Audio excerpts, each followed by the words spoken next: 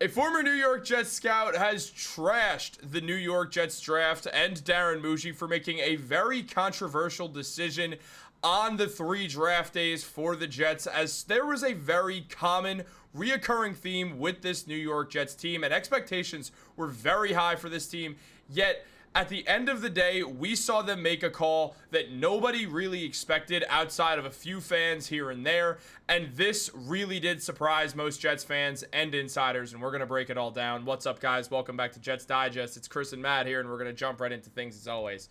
Guys, if you're a part of that 68% that's not subscribed to Jets Digest, make sure to subscribe to Jets Digest right now for daily New York Jets news, updates, rumor reports, everything New York Jets. We will be here forever. Until time ends, Jets Digest will be here. We're like cockroaches. We don't go anywhere. But look, the New York Jets, they had their first draft under the new regime of Darren Mougey and Darren Glenn. And what we saw was a draft that a lot of fans walked away with feeling pretty happy. The Armand Membo pick was a wild success, it feels like, with Mason Taylor going in the second round.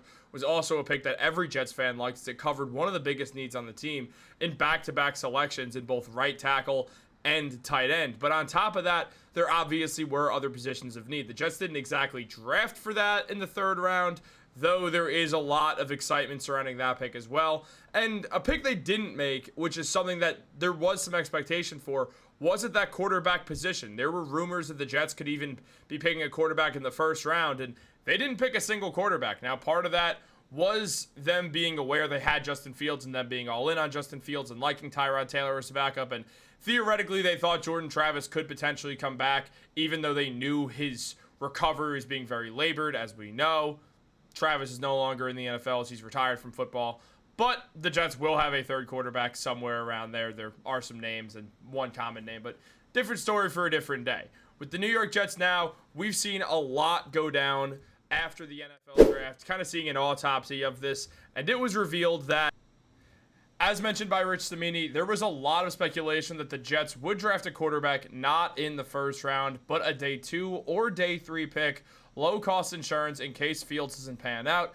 The logical spot would have been in round 4, when quarterbacks such as Shadrach Sanders, Kyle McCord, and Will Howard were also on the board. One former Jet scout said the free-falling Sanders, projected by many as a first-rounder, would have been a good 4th-round value for any quarterback-needy team. And then talk about the Jets specifically, he said, "At this point, what do you have to lose?" Claiming the potential reward outweighed the risk. Now, Matt, obviously, a lot of people would agree with that because, well, Shedeur is supposed to go in round 1, ends up going all the way in round 5 to the Browns, who did trade up 22 spots to land him.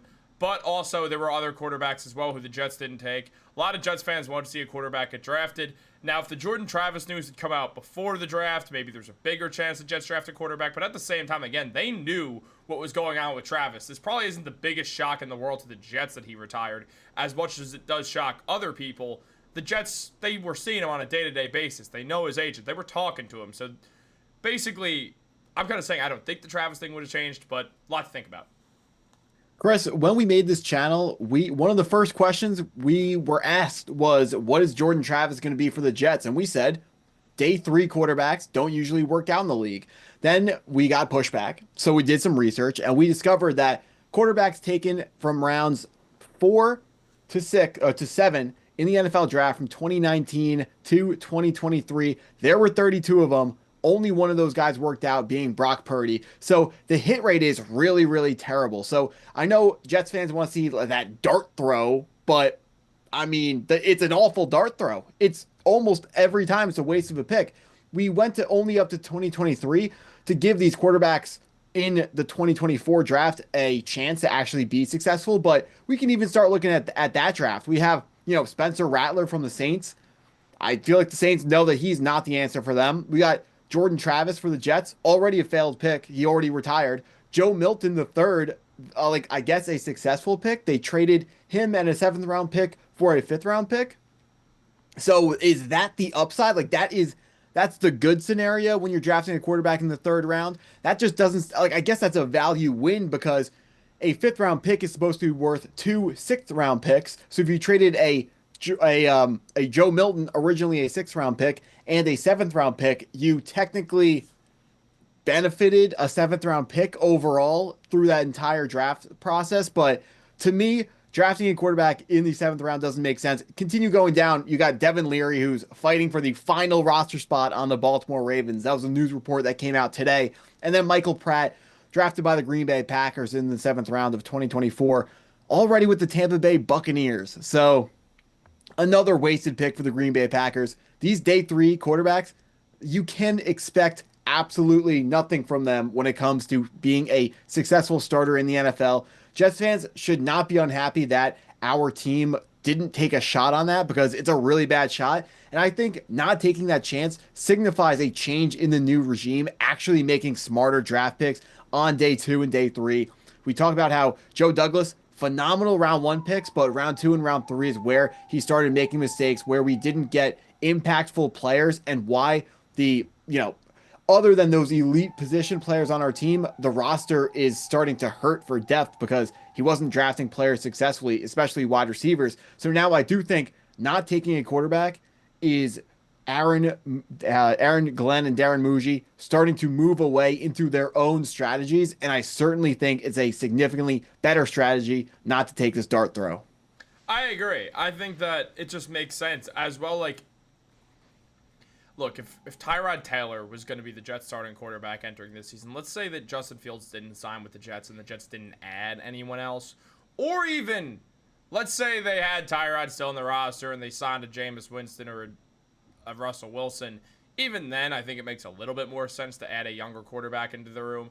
But as long as you have 2 quarterbacks who are NFL level, I don't really see the point in taking someone like that.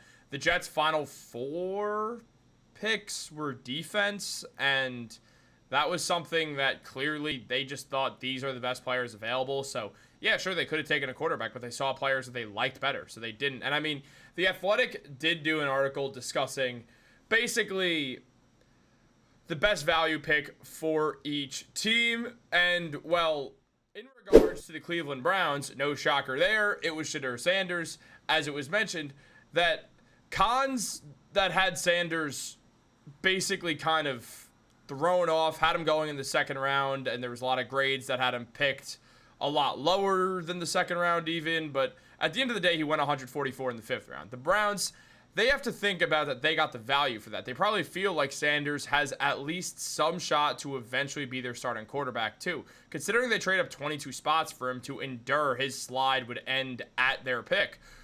Whatever the reasons were for them picking, as The Athletic mentions, and there are certainly multiple reasons, the entire league repeatedly passed on Shadrach Sanders, the Browns included, until they felt like they were getting a prospect with intriguing traits who should be humbled by his draft weekend wait. The Browns quarterback room is wide open for the present and future, and they can give Sanders a chance to show he's worth keeping around, which not much of actual commitment if things don't actually work out. So for Cleveland, it made sense. It's not like there was a clear starting quarterback in Cleveland. They had 2 last year. Well, they had more than 2 last year, I believe, actually.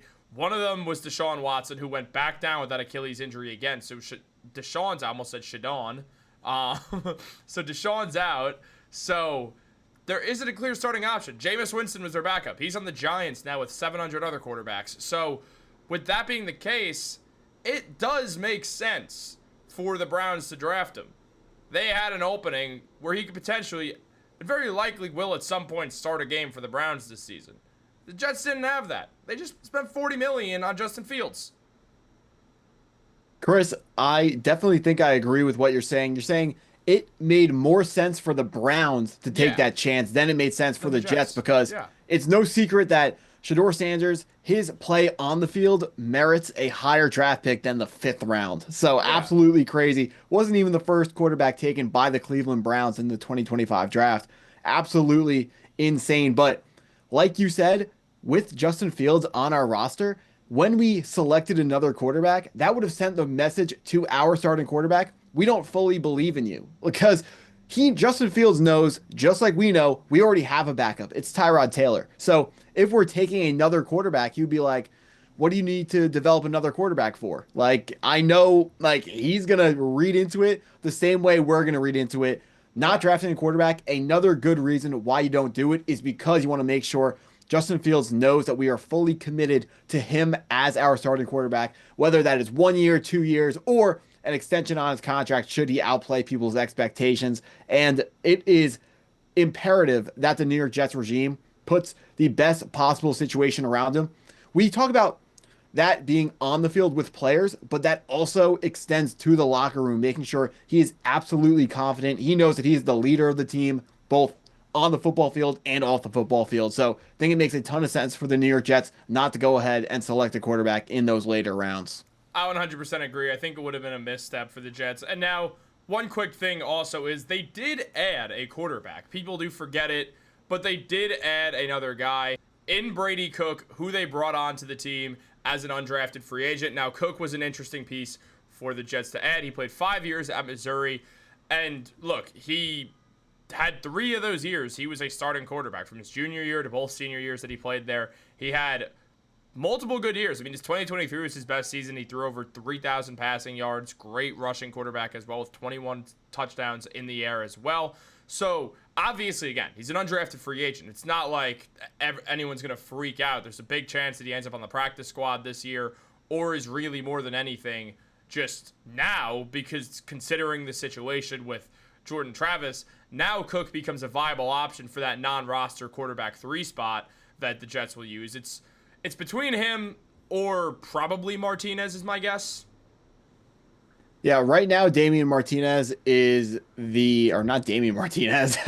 That's the rookie who just got drafted. Between obviously Adrian Martinez, I do think Adrian Martinez is gonna take over that roster spot as our 3rd quarterback, our emergency quarterback, and I'm excited to see it. He is the ex MVP of a non NFL football league, which maybe that matters to you, maybe it doesn't, but it shows that the guy can play. When you are not playing in the NFL, if you're going to have success in the NFL, you need to absolutely dominate wherever you're playing. And MVP of the league absolutely says dominant player to me. So also I'm rooting screams for him. confidence. Like, Why? if you're able to, it screams confidence coming in. He was just the MVP of a non-NFL league. So. Non-NFL league. Of an NFL league. He was the MVP of it. That's what I'm going to start calling Lamar Jackson. Oh, yeah, he was the MVP of the NFL league. I'll sound like one of those people who, like, hate sports. But, guys, I don't hate sports. And neither do you, likely, if you're watching this video. So if you're watching, subscribe to Jets Digest. It's a good time. But we'll be here tomorrow and the next day and probably every day after that until the world ends. Guys, like this video, subscribe, turn on post notifications. Have a great day. Go Jets. Matt can't read.